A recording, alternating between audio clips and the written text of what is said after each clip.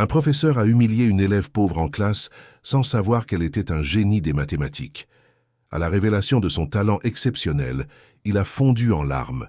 Personne n'aurait pu imaginer ce qui allait se passer ensuite, une histoire de dépassement et d'espoir qui touchera votre cœur. Bon retour, laissez un like sur la vidéo, abonnez-vous à la chaîne et profitez de l'histoire. Florence n'avait jamais été la fille la plus bavarde de la classe. Mais, depuis que son père était parti et que sa mère était tombée malade, elle avait appris que le silence était plus sûr que n'importe quel mot. À seulement 9 ans, vivant avec sa grand-mère dans une vieille maison grinçante, où les murs gémissaient pendant les nuits froides, et l'odeur de moisissure était aussi commune que le vent qui s'infiltrait par les fissures des fenêtres, Florence portait un poids dans sa poitrine qu'aucun enfant ne devrait jamais supporter. Chaque jour, elle se rendait à l'école vêtue du même manteau rapiécé qui ne fermait plus correctement et de chaussures si usées qu'elle pouvait sentir chaque pierre sur son chemin.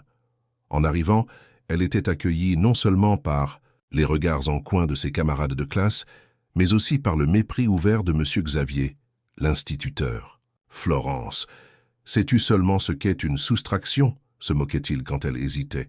Les rires résonnaient comme des lames coupant à travers l'âme fragile de la petite fille. Et quand elle osait enfin répondre, même quand « Elle avait raison, M. Xavier n'en démordait pas. Je pense que c'était juste de la chance, classe. Faisons semblant qu'elle sait. » Florence sentait son visage brûler, mais elle s'habituait déjà à ravaler ses larmes. À la maison, les choses n'allaient pas mieux. Sa grand-mère, faible et épuisée, faisait de son mieux pour s'occuper de Florence, mais celle-ci savait que parfois, il n'y avait pas assez de nourriture, et bien des soirs, elle prétendait avoir déjà mangé, juste pour laisser à sa grand-mère, un morceau de pain.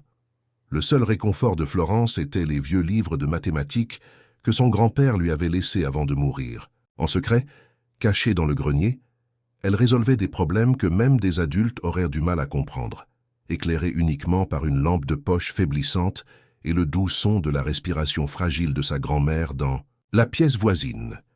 Le tourment s'aggrava lorsqu'un jour, Florence arriva avec ses vêtements trempés et boueux. Sa grand-mère s'était évanouie, et Florence avait dû la porter seule jusqu'à la maison d'un voisin avant de se précipiter à l'école.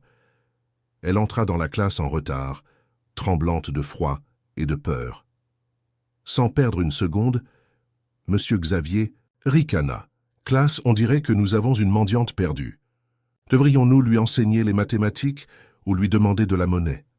Même dans ses pires cauchemars, Florence n'aurait pu imaginer une telle cruauté. À partir de ce jour, Florence faillit abandonner. Mais pendant les nuits tardives, en regardant ses cahiers cachés et en se souvenant du sourire de son grand-père qui disait « Tu es spécial, tu dois juste y croire », quelque chose en elle refusait de céder. Tout changea lorsque, sans que Florence le sache, le voisin qui avait aidé sa grand-mère envoya les notes de Florence à un concours national de mathématiques. Le jour de l'annonce, le directeur la convoqua. « Florence, ta candidature pour l'Olympiade nationale de mathématiques a été acceptée, et tu as été sélectionnée comme finaliste. » M. Xavier se figea. Les camarades de classe devinrent silencieux. Florence, le cœur battant, pouvait à peine y croire. Quand vint le jour du concours, Florence affronta des élèves armés de tablettes, de matériel dernier cri et de vêtements tout droit sortis des catalogues. Elle, avec sa vieille calculatrice et ses cahiers froissés, ne portait pas seulement un rêve mais aussi le poids de chaque humiliation qu'elle avait endurée. Et c'était précisément cette douleur qui transformait chaque équation en une forme de libération. Florence gagna. Mais il ne s'agissait pas seulement du trophée. Quand elle revint à l'école, elle trouva M. Xavier qui l'attendait avec un morceau de papier à la main. Bégayant, il pouvait à peine la regarder dans les yeux. « Florence, je veux m'excuser et dire que, honnêtement, tu m'as appris plus que je ne pourrais jamais t'enseigner. » Cette fois, les applaudissements venaient de tout le monde. Pas seulement pour le prix, mais parce que même écrasée par les circonstances, Florence avait prouvé que personne, ni le froid, ni la faim, ni le mépris, ne pourrait jamais arrêter un vrai génie. Si tu aimes l'histoire, tape 5 dans les commentaires et abonne-toi pour plus de vidéos comme celle-ci. Sinon, tape 0. Cela m'aide à créer un contenu encore meilleur pour toi. On continue. Les semaines qui suivirent furent un tourbillon d'émotions pour Florence. Son succès à l'Olympiade de mathématiques avait non seulement changé l'attitude de ses camarades de classe et de M. Xavier, mais avait également attiré l'attention des médias locaux. Un journaliste était venu à l'école pour l'interviewer, et son histoire, celle d'une petite fille vivant dans la pauvreté mais possédant un esprit mathématique exceptionnel, avait touché le cœur de nombreux lecteurs. Parmi ces lecteurs se trouvait Madame Yolande, directrice d'une prestigieuse fondation éducative de Lyon. Lorsqu'elle lut l'article sur Florence, elle décida immédiatement d'intervenir. Un matin, alors que Florence entrait dans la salle de classe, elle fut surprise de voir une femme élégante discuter avec M. Xavier et le directeur de l'école. « Florence, » dit le directeur avec un sourire chaleureux qu'elle ne lui avait jamais vu auparavant, « voici Madame Yolande, elle souhaiterait te parler. » Madame Yolande s'approcha de Florence avec douceur. « Bonjour Florence, j'ai entendu parler de ton incroyable talent en mathématiques. Notre fondation aimerait t'offrir une bourse pour étudier dans notre programme, spécial pour jeunes surdoués. » Florence cligna des yeux, incapable de formuler une réponse. « Une bourse, un programme spécial ?» Ces mots résonnèrent dans sa tête comme un rêve lointain, trop beau pour être vrai. « Mais, ma grand-mère, » murmura-t-elle finalement, « je ne peux pas la laisser seule. » Madame Yolande hocha la tête avec compréhension. « Bien sûr, nous avons pensé à cela aussi. La bourse comprend un logement pour toi et ta grand-mère près de notre centre, ainsi que des soins médicaux pour elle. » Les yeux de Florence s'emplirent de larmes. Pour la première fois depuis longtemps, c'étaient des larmes de joie et non de douleur. Monsieur Xavier, qui avait observé l'échange en silence, s'approcha et fit quelque chose qu'il n'avait jamais fait auparavant. Il posa gentiment sa main sur l'épaule de Florence. « Tu mérites cette chance, Florence, » dit-il doucement, « plus que n'importe qui d'autre. » Le soir même, Florence rentra chez elle, fébrile d'excitation, pour partager la nouvelle avec sa grand-mère. Lorsqu'elle poussa la porte grinçante de leur modeste demeure, elle trouva sa grand-mère assise à la table de la cuisine, une tasse de thé refroidissant devant elle, son visage marqué par l'inquiétude et la fatigue. « Grand-mère, » commença Florence, sa voix tremblante d'émotion, « quelque chose d'incroyable est arrivé aujourd'hui. » Au fur et à mesure que Florence expliquait l'offre de Madame Yolande, le visage ridé de sa grand-mère se transformait. La fatigue laissait place à l'espoir, l'inquiétude à l'émerveillement. Quand Florence eut terminé, sa grand-mère se leva lentement de sa chaise et l'enveloppa dans une étreinte fragile mais pleine d'amour. « Ton grand-père savait, » chuchota-t-elle à l'oreille de Florence. « Il a toujours su que tu étais destinée à de grandes choses. » Cette nuit-là, pour la première fois depuis longtemps, Florence s'endormit sans la peur qui l'accompagnait habituellement. Elle rêva de chiffres qui dansaient dans le ciel, formant des constellations brillantes, qui éclairaient un chemin vers un avenir qu'elle n'avait jamais osé imaginer. Mais le chemin vers ce nouvel avenir ne serait pas sans obstacle. Le lendemain, quand Florence retourna à l'école, elle découvrit que les regards avaient changé. Ce n'étaient plus des regards de pitié ou de moquerie, mais des regards d'envie et, dans certains cas, de ressentiment. « Elle a juste eu de la chance », murmura Caroline, l'une des élèves les plus populaires de la classe, assez fort pour que Florence l'entende en passant. Ce n'est pas comme si elle était vraiment intelligente. Florence sentit son cœur se serrer. Même maintenant, après avoir prouvé sa valeur, il y avait encore des personnes qui refusaient de voir au-delà de ses vêtements usés et de son passé modeste. Mais au lieu de baisser la tête comme elle l'aurait fait autrefois, Florence se redressa un peu plus. Les mots de son grand-père résonnèrent dans son esprit. « Tu es spécial, tu dois juste y croire. » Et maintenant, d'autres personnes y croyaient aussi, y compris de façon inattendue M. Xavier. Alors que la classe commençait, M. Xavier surprit tout le monde en proposant un défi mathématique spécial. « Aujourd'hui, » annonça-t-il, « nous allons apprendre un concept que vous ne verrez normalement pas avant plusieurs années. Mais je pense que nous avons parmi nous quelqu'un qui pourrait nous guider. » Il se tourna vers Florence avec un regard qui, pour la première fois, contenait du respect. « Florence, voudrais-tu venir au tableau et nous montrer comment résoudre ce problème ?» Avec des jambes tremblantes mais un esprit déterminé, Florence s'avança vers le tableau, alors qu'elle résolvait l'équation complexe avec une aisance qui étonnait même M. Xavier. Elle sentit quelque chose changer en elle. Ce n'était plus seulement les mathématiques qui la libéraient, c'était la reconnaissance de son propre pouvoir, de sa propre valeur. Qui aurait pu prévoir qu'un simple geste du voisin, envoyer ses notes à un concours, changerait tout? Qui aurait pu imaginer que la même salle de classe qui avait été le théâtre de son humiliation deviendrait le lieu de sa rédemption? La vie de Florence, qui avait été définie par La perte et la lutte prenaient maintenant un tournant inattendu vers l'espoir et les possibilités. Un crochet du destin qui allait transformer sa vie à jamais. L'adaptation de Florence à sa nouvelle réalité fut à la fois exaltante et difficile. D'un côté, l'offre de Madame Yolande représentait une opportunité qu'elle n'aurait jamais osé rêver. Une éducation de qualité, un logement décent, des soins pour sa grand-mère. De l'autre côté, quitter le seul endroit qu'elle avait connu, aussi difficile fût-il, l'effrayait. La petite maison grinçante, malgré ses défauts, contenait les derniers souvenirs de son grand-père et représentait le dernier lien tangible avec ses parents. Chaque soir, après avoir terminé ses devoirs, Florence s'asseyait dans le grenier, feuilletant les livres de mathématiques de son grand-père, se demandant ce qu'il aurait pensé de tout cela. À l'école, les choses avaient également changé. Monsieur Xavier, autrefois son tourmenteur, était devenu son plus grand défenseur. Il avait reconnu non seulement son erreur, mais aussi le potentiel extraordinaire que Florence avait toujours possédé. « Je n'ai jamais vu un esprit comme le tien », lui confia-t-il après la classe un jour, alors qu'il l'aidait à préparer des problèmes plus avancés. « Je regrette profondément de ne pas l'avoir vu plus tôt. » Florence, qui avait passé de temps à se faire aussi petite et invisible que possible, avait du mal à s'adapter à cette nouvelle attention. Les mêmes camarades qui l'avaient ignorée ou moquée venaient maintenant lui demander de l'aide pour leurs devoirs. Caroline, qui avait exprimé son ressentiment, restait à l'écart, mais Florence avait surpris plusieurs fois son regard curieux.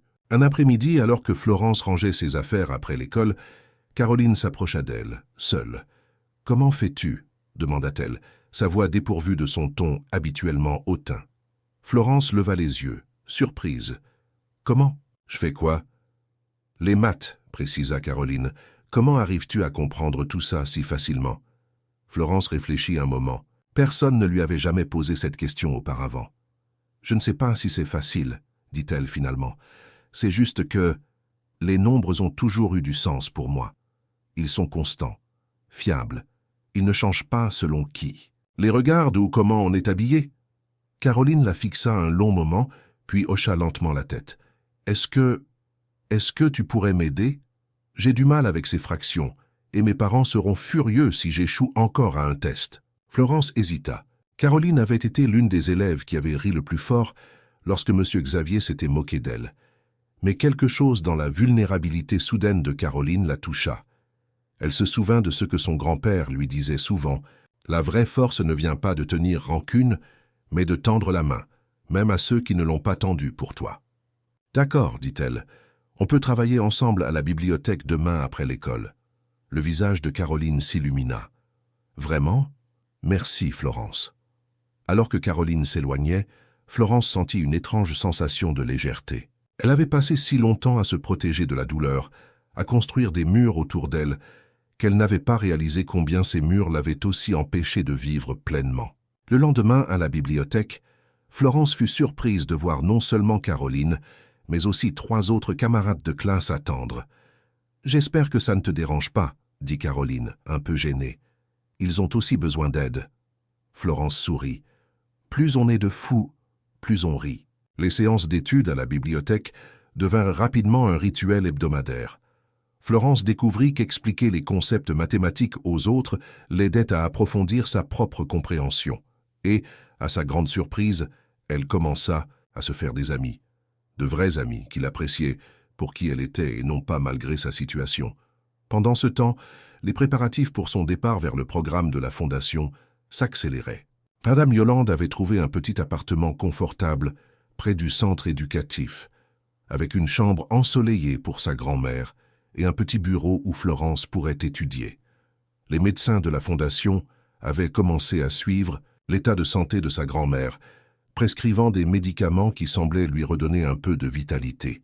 Un soir, alors que Florence et sa grand-mère préparaient leurs affaires pour le déménagement, elles tombèrent sur une vieille boîte cachée sous le lit de son grand-père. À l'intérieur, Florence trouva des dizaines de carnets remplis d'équations, de théorèmes et de problèmes mathématiques, tous écrits de la main de son grand-père. Et au fond de la boîte, une photo jaunie montrait son grand-père, jeune et souriant, recevant un prix devant une assemblée d'hommes en costume. « Grand-mère » murmura Florence, les yeux écarquillés. « Grand-père était aussi un mathématicien ?» Sa grand-mère prit la photo avec des mains tremblantes, ses yeux brillants de souvenirs. « Oui, ma chérie, avant que la guerre ne change tout, ton grand-père était un brillant mathématicien. Il aurait pu être célèbre, mais la vie avait d'autres plans pour lui. » Elle caressa doucement le visage de Florence. Mais il a toujours dit que son plus grand accomplissement, c'était de voir cette même passion brûler dans tes yeux. Florence serra les carnets contre sa poitrine, sentant un lien encore plus profond avec son grand-père qu'elle n'avait jamais imaginé. Ce n'était pas seulement un talent qu'il lui avait légué, mais un héritage, une passion transmise à travers les générations. Le jour du départ approchait, et avec lui une myriade d'émotions pour Florence, excitement pour ce nouvel avenir, peur de l'inconnu, gratitude envers ceux qui avaient cru en elle, même quand elle n'y croyait pas, elle-même. Et au milieu de tout cela, une question persistante. Comment sa vie aurait-elle été différente si son talent avait été reconnu plus tôt? Si M. Xavier avait vu au-delà de ses vêtements usés et de sa timidité? Si le système avait offert des opportunités aux enfants comme elle, indépendamment de leur origine socio-économique? Ces questions n'avaient pas de réponse simple. Mais une chose était certaine, Florence était déterminée à utiliser sa chance non seulement pour s'élever elle-même, mais aussi pour créer des opportunités pour d'autres enfants comme elle. Un matin de printemps, alors que les premiers rayons du soleil filtraient à travers les rideaux usés de leur vieille maison, Florence se réveilla avec une clarté nouvelle. Quels que soient les défis qui l'attendaient, elle était prête à les affronter. Ce que personne ne savait encore, c'est que le voyage de Florence ne faisait que commencer et que son impact dépasserait largement les frontières de sa petite ville. Si tu as déjà connu quelqu'un qui a transformé l'adversité en force comme Florence, partage ton expérience dans les commentaires. Alors que le jour du départ arrivait, Florence était submergée par un mélange d'excitation et d'appréhension. La veille au soir, M. Xavier avait organisé une petite fête d'adieu dans la classe. À sa grande surprise, tous ses camarades étaient présents, même ceux qui l'avaient autrefois moqué. Caroline lui avait offert un journal relié en cuir. « Pour que tu puisses noter toutes tes brillantes idées, » avait-elle dit avec un sourire sincère, « et n'oublie pas de nous écrire. » M. Xavier, quant à lui avait remis un livre de mathématiques avancées, bien au-delà du niveau scolaire. « Je l'ai commandé spécialement pour toi, » lui avait-il confié. « J'espère qu'il te mettra au défi, bien que je doute que ce soit puisse vraiment défier un esprit comme le tien. » Florence avait été touchée par ces gestes, mais c'est le discours du directeur qui l'avait le plus ému. « Florence, » avait-il dit devant toute la classe, « tu nous as tous appris une leçon inestimable. Tu nous as rappelé qu'il ne faut jamais juger quelqu'un sur ses apparences ou ses circonstances. Tu as montré que le vrai talent et la persévérance peuvent surmonter les obstacles les plus difficiles. Nous sommes tous fiers de toi, et nous savons que tu iras loin. » En rentrant chez elle ce soir-là, Florence avait réfléchi à quel point sa vie avait changé en si peu de temps. De l'élève invisible et moquée, elle était devenue une source d'inspiration pour toute son école. Mais au milieu de cette transformation, elle n'avait pas oublié d'où elle venait. Le matin du départ, Florence se leva tôt et monta une dernière fois au grenier. Elle s'assit parmi les vieux livres de son grand-père, respirant l'odeur familière de papier ancien et de poussière. Puis elle sortit de sa poche la photo jaunie qu'elle avait trouvée, celle de son grand-père recevant son prix de mathématiques. « Je vais te rendre fier, grand-père », murmura-t-elle, traçant doucement le contour de son visage sur la photo. « Je te le promets. » Elle plaça soigneusement la photo dans le journal que Caroline lui avait offert, comme un talisman pour le voyage à venir. Lorsqu'elle descendit, sa grand-mère l'attendait, ses maigres possessions déjà emballées dans 2 valises usées. Malgré la fragilité de sa santé, il y avait une nouvelle vigueur dans ses mouvements, un nouvel espoir dans ses yeux. « Tu es prête, ma chérie ?» demanda-t-elle, ajustant tendrement le col du manteau de Florence. Un nouveau manteau, offert par la fondation de Madame Yolande. Florence hocha la tête, incapable de parler à cause de l'émotion qui lui serrait la gorge. Ensemble, elles jetèrent un dernier regard à la petite maison qui avait été à la fois leur refuge et leur prison, puis montèrent dans la voiture envoyée par Madame Yolande. Leur nouveau foyer se trouvait à environ 2 heures de route, dans une partie de Lyon qu'aucune d'elles n'avait jamais visitée.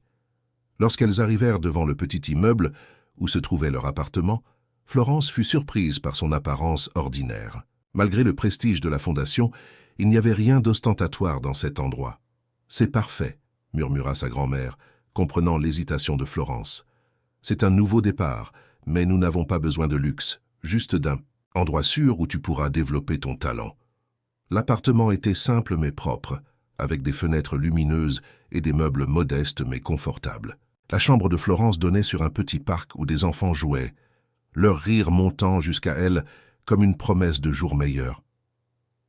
Mais c'est lorsque Madame Yolande les emmena visiter le centre éducatif le lendemain que Florence fut vraiment émerveillée. Contrairement à son ancienne école aux murs défraîchis et aux équipements désuets, le centre était équipé de laboratoires modernes, d'une bibliothèque impressionnante et de salles de classe spacieuses. Et partout autour d'elle, des enfants comme elle, des enfants aux vêtements simples mais aux yeux brillants d'intelligence, travaillaient sur des projets qui semblaient bien au-delà de leur âge. « Bienvenue dans ton nouvel univers, Florence », dit Madame Yolande avec un sourire chaleureux. « Ici, tu ne seras pas jugée pour d'où tu viens, mais pour où ton esprit peut te mener. » Florence commença ses cours la semaine suivante.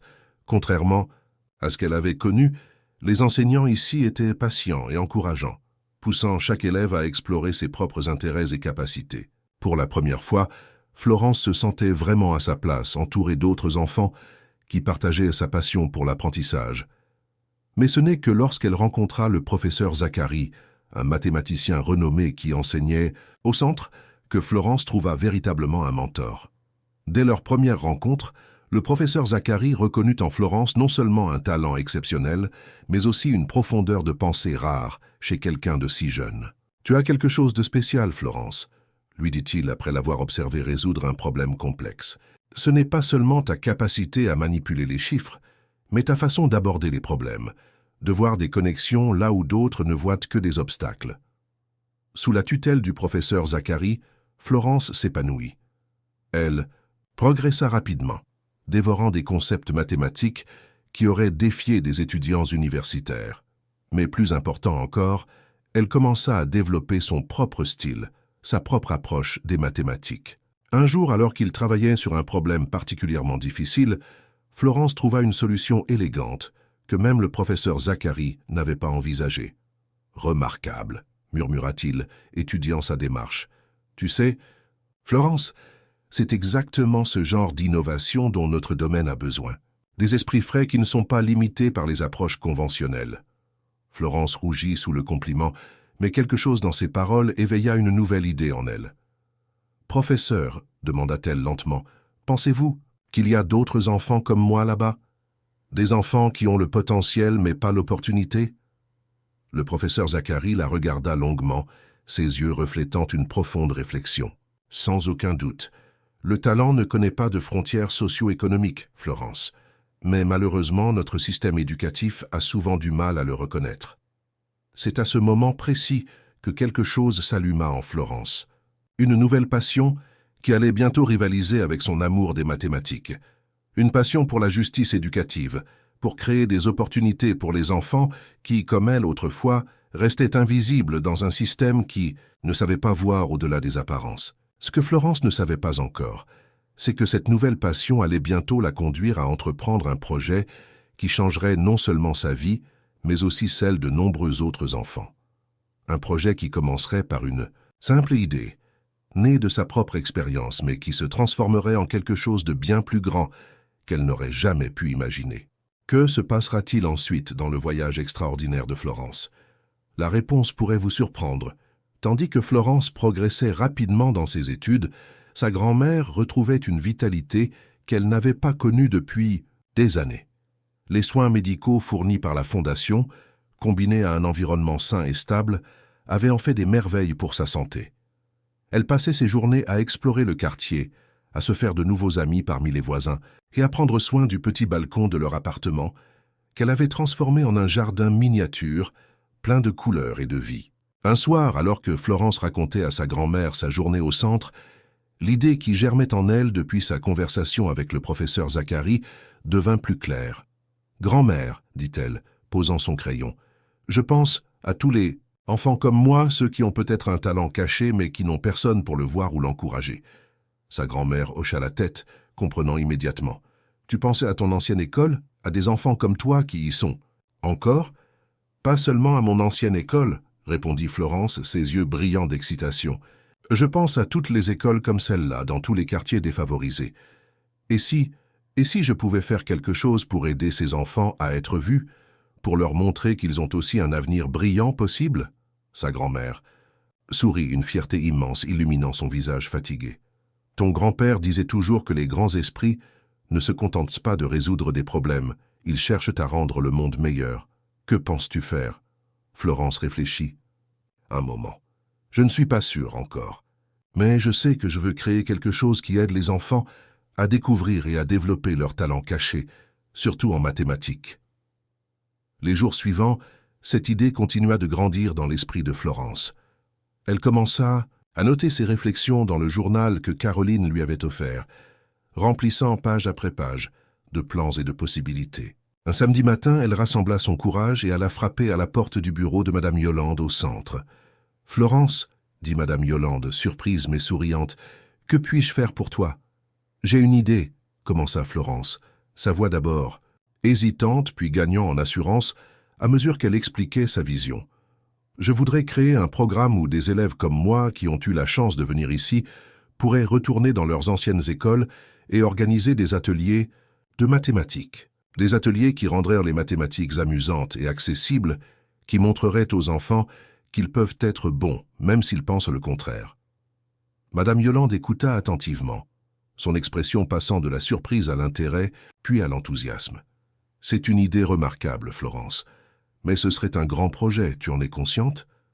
Florence hocha la tête, déterminée. « Je sais, mais je ne suis pas seule. J'ai déjà parlé avec d'autres élèves ici qui viennent de milieux similaires aux miens. Ils sont intéressés, et le professeur Zacharie a dit qu'il pourrait nous aider à concevoir les ateliers. » Madame Yolande tapa pensivement sur son bureau. « Très bien, la Fondation pourrait soutenir cette initiative. Mais je veux que tu comprennes que ce sera ton projet, Florence. Tu devras prendre la responsabilité de le mener à bien. »« Je comprends, » répondit Florence, une nouvelle confiance dans sa voix.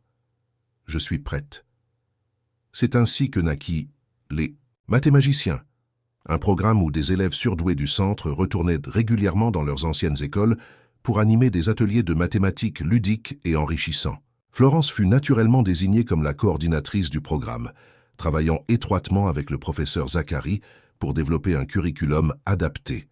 Le premier atelier eut lieu dans l'ancienne école de Florence, un choix symbolique qui n'était pas sans appréhension pour elle. Retourner dans les couloirs où elle avait tant souffert était éprouvant, mais la transformation dans l'attitude du personnel et des élèves était frappante. Monsieur Xavier, en particulier, accueillit le programme avec un enthousiasme qui reflétait sa propre transformation. « Les enfants parlent de ton retour depuis des semaines, » lui dit-il alors qu'il l'aidait à installer le matériel dans sa classe. « Tu es devenue une légende ici, tu sais. » Florence sourit, encore mal à l'aise avec cette notoriété soudaine. « J'espère juste que nous pourrons faire une différence. » L'atelier fut un succès retentissant. Florence et ses camarades du centre avaient préparé des jeux mathématiques, des défis et des expériences qui captivèrent les élèves. Même les enfants les plus réticents furent bientôt absorbés, découvrant le plaisir de résoudre des problèmes et la satisfaction de comprendre des concepts qui leur semblaient auparavant inaccessibles. Mais c'est Caroline qui offrit à Florence le moment le plus émouvant de la journée. Après l'atelier, elle s'approcha, ses yeux brillants d'une nouvelle passion. « Florence, » dit-elle, sa voix tremblante d'excitation, « je pense que j'aime vraiment les mathématiques. Je n'avais jamais réalisé qu'elles pouvaient être si amusantes, si belles. »« Elles le sont, » répondit Florence en souriant, « et tu es douée. J'ai vu comment tu as résolu ce dernier problème. Tu as un talent naturel. » Les yeux de Caroline s'écarquillèrent. « Tu crois vraiment ?»« Je le sais, » affirma Florence avec conviction. « Tu as juste besoin de croire en toi-même. » Voir l'étincelle d'inspiration et de confiance s'allumer dans les yeux de Caroline rappela à Florence sa propre transformation. C'était comme si elle se voyait à travers un miroir, dans un monde où quelqu'un avait cru en elle plus tôt. Le programme Les Mathémagiciens se développa rapidement, s'étendant à d'autres écoles de quartiers défavorisés. Chaque atelier était une opportunité de découvrir de nouveaux talents cachés, des enfants comme Florence qui avaient simplement besoin que quelqu'un croie en eux.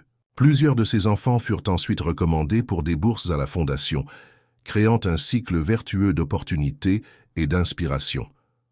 À mesure que le programme grandissait, l'histoire de Florence attirait de plus en plus l'attention.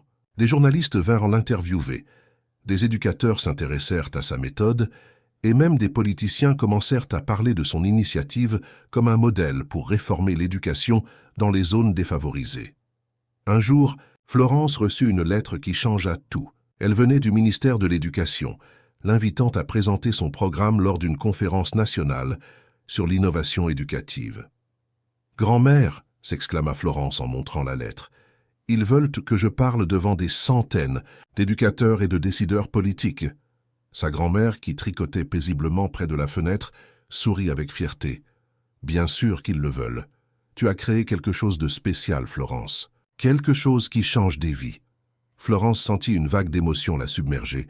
Comment était-elle passée en si peu de temps de cette petite fille invisible et moquée à quelqu'un dont les idées étaient valorisées et respectées? La réponse, bien sûr, était qu'elle avait toujours été cette personne extraordinaire. Elle avait simplement eu besoin que quelqu'un d'autre le voie aussi. La conférence eut lieu dans un grand auditorium à Paris. Florence, vêtue d'une simple robe bleue que sa grand-mère avait cousue spécialement pour l'occasion, monta sur scène sous les applaudissements polis d'une audience composée d'adultes en costumes et tailleurs. Son cœur battait si fort qu'elle était sûre que tout le monde pouvait l'entendre, mais la présence rassurante du professeur Zacharie et de Madame Yolande au premier rang lui donna le courage de commencer. « Il y a 1 an, dit-elle, sa voix d'abord tremblante puis se stabilisant, « j'étais une enfant invisible. J'allais à l'école chaque jour sachant que je serais soit ignorée, soit moquée. Je portais les mêmes vêtements usés, je mangeais rarement à ma faim, et pourtant, ce qui me faisait le plus mal, c'était que personne ne voyait ce que j'avais à offrir. » Elle fit une pause, parcourant du regard l'audience désormais silencieuse. « Je suis ici aujourd'hui non pas parce que je suis spéciale, mais parce que quelqu'un a finalement pris le temps de regarder au-delà des apparences. Combien d'autres enfants comme moi y a-t-il dans nos écoles? Combien de génies potentiels, d'artistes, de scientifiques, d'innovateurs sont laissés de côté simplement parce que nous ne prenons pas le temps de les voir? » Son discours, simple mais poignant, captiva l'audience. Florence parla de son expérience, du programme qu'elle avait créé, et surtout de sa vision pour un système éducatif qui valoriserait chaque enfant, indépendamment de son origine ou de sa situation. Lorsqu'elle eut terminé, l'auditorium explosa en applaudissements. Des éducateurs s'approchèrent d'elle, les yeux brillants d'inspiration et de détermination renouvelée. La ministre de l'Éducation elle-même vint la féliciter, promettant de soutenir l'expansion de son programme à l'échelle nationale. Ce soir-là, de retour dans leur petit appartement, Florence et sa grand-mère fêtèrent ce triomphe avec un simple gâteau au chocolat. Alors qu'elle savourait cette douceur, la grand-mère de Florence sortit un petit paquet de sa poche. « Ton grand-père aurait voulu que tu aies ceci, » dit-elle en le tendant à Florence. À l'intérieur se trouvait une médaille en bronze ternie, accrochée à un ruban décoloré. C'était la médaille que son grand-père avait reçue pour ses contributions aux mathématiques, celle de la photo. Il disait toujours qu'un jour, tu réussirais là où il avait dû abandonner, expliqua sa grand-mère, des larmes brillant dans ses yeux. Il serait si fier de voir la femme que tu deviens. Florence serra la médaille contre son cœur, sentant un lien profond avec ce grand-père dont elle suivait inconsciemment les pas. « Je ne serais pas ici sans lui, » murmura-t-elle. « Ni sans toi, grand-mère. Chaque problème que je résous, chaque enfant que j'aide, c'est aussi grâce à vous. » Sa grand-mère caressa tendrement sa joue. « Non, ma chérie, nous t'avons peut-être montré le chemin, mais c'est toi qui as choisi de le suivre malgré tous les obstacles. C'est ta force, ton courage, ta persévérance qui t'ont mené ici. » Alors que l'année scolaire touchait à sa fin, Florence reçut une autre surprise incroyable. Madame Yolande l'informa que grâce à l'attention générée par son programme et ses résultats académiques exceptionnels, elle avait été acceptée dans l'une des plus prestigieuses écoles de mathématiques au monde pour poursuivre ses études. « C'est une opportunité incroyable, Florence, » dit Madame Yolande rayonnante de fierté. « Tu pourras étudier avec les meilleurs mathématiciens du monde, développer tes théories, et peut-être un jour, qui sait, résoudre ces problèmes que même les plus grands esprits de notre temps n'ont pas pu résoudre. » Florence était sans voix. Une telle opportunité dépassait ses rêves les plus fous. Et pourtant, au milieu de cette joie, une ombre de doute s'installa en elle. « Et mon programme ?» demanda-t-elle. « Et les enfants que nous aidons ?» Madame Yolande sourit avec compréhension. « Ton programme est maintenant plus grand que toi, Florence. Il vivra et grandira même si tu prends le temps de poursuivre tes propres études. Et qui sait quelles nouvelles idées tu rapporteras de ton expérience internationale. » Florence savait que Madame Yolande avait raison, mais la décision n'était pas facile. Ce soir-là, elle s'assit avec sa grand-mère pour discuter de cet avenir inespéré qui s'ouvrait devant elle. « J'ai peur, » admit-elle. « Peur de partir si loin, peur de te laisser seule, peur de ne pas être à la hauteur dans une école aussi prestigieuse. » Sa grand-mère prit ses mains dans les siennes, ses mains qui avaient travaillé dur toute leur vie pour lui offrir le peu qu'elle pouvait. « La peur est naturelle, ma chérie. Elle nous rappelle l'importance de ce que nous entreprenons, mais elle ne devrait jamais nous empêcher d'avancer. » Elle fit une pause, cherchant les mots justes. « Quant à me laisser seule, je ne le suis plus. Grâce à toi, j'ai maintenant un foyer sûr, des amis, une communauté. Et quant à être à la hauteur, elle sourit, une conviction inébranlable dans ses yeux. Tu as déjà prouvé maintes fois que tu peux surmonter n'importe quel défi. Cette école prestigieuse a de la chance de t'avoir. » La décision était prise. Florence accepterait cette opportunité, tout en s'assurant que son programme continuerait de prospérer. Dans les semaines qui suivirent, elle travailla sans relâche pour former une équipe capable de gérer les mathémagiciens en son absence, créant des manuels, des guides et partageant sa vision avec ceux qui prendraient les relèves. Le jour de son départ approchait rapidement. La veille, une grande fête fut organisée au centre en son honneur. Des élèves, des enseignants et même certains des enfants qui avaient bénéficié de son programme vinrent lui dire au revoir et la remercier. Caroline, qui avait finalement obtenu une bourse pour étudier au centre l'année suivante, l'étreignit longtemps, promettant de poursuivre ce qu'elle avait commencé. « Tu as changé ma vie », chuchota-t-elle à l'oreille de Florence, « et grâce à toi, je vais pouvoir changer celle d'autres enfants. » Monsieur Xavier était également présent, son visage reflétant une émotion profonde alors qu'il s'approchait de « Florence, je voulais juste te dire, » commença-t-il, sa voix chargée de regret et d'admiration, « que grâce à toi, je suis devenu un meilleur enseignant. Je regarde maintenant chaque élève différemment, cherchant ce potentiel caché que tu m'as appris à voir. Tu n'as pas seulement changé ta propre vie, Florence, tu as changé la mienne, et à travers moi celle de nombreux autres enfants. » Ces mots touchèrent Florence plus profondément qu'elle ne l'aurait imaginé. L'idée que même M. Xavier, qui avait été la source de tant de douleurs, pouvait être transformé par son expérience, lui donnait espoir pour un changement plus large dans le système éducatif. Le matin de son départ, alors que les premiers rayons du soleil filtraient à travers les rideaux de sa chambre, Florence s'assit sur son lit, contemplant le chemin parcouru et celui qui s'étendait devant elle. De la petite fille invisible et moquée à la jeune mathématicienne reconnue et respectée, son voyage avait été extraordinaire, mais elle savait que ce n'était que le début. Elle sortit la médaille de son grand-père de sa boîte et la plaça soigneusement dans sa valise, aux côtés des carnets de mathématiques qu'il lui avait laissés et du journal rempli de ses propres idées et découvertes. Ces trésors l'accompagneraient dans sa nouvelle vie, des rappels constants de ses racines et de sa mission. Sa grand-mère l'attendait dans la cuisine, préparant un dernier petit déjeuner ensemble avant que la voiture ne vienne les chercher pour l'aéroport. « Tu sais, » dit sa grand-mère en versant du thé dans leur tasse, « il y a des moments dans la vie où l'on se demande pourquoi certaines épreuves nous arrivent, pourquoi la vie semble parfois si injuste, si difficile. Je me le suis souvent demandé lorsque nous luttions pour survivre dans notre vieille maison. » Elle fit une pause, regardant Florence avec une tendresse infinie. « Mais maintenant je comprends. Parfois ces épreuves sont là pour nous forger, pour nous préparer à quelque chose de plus grand.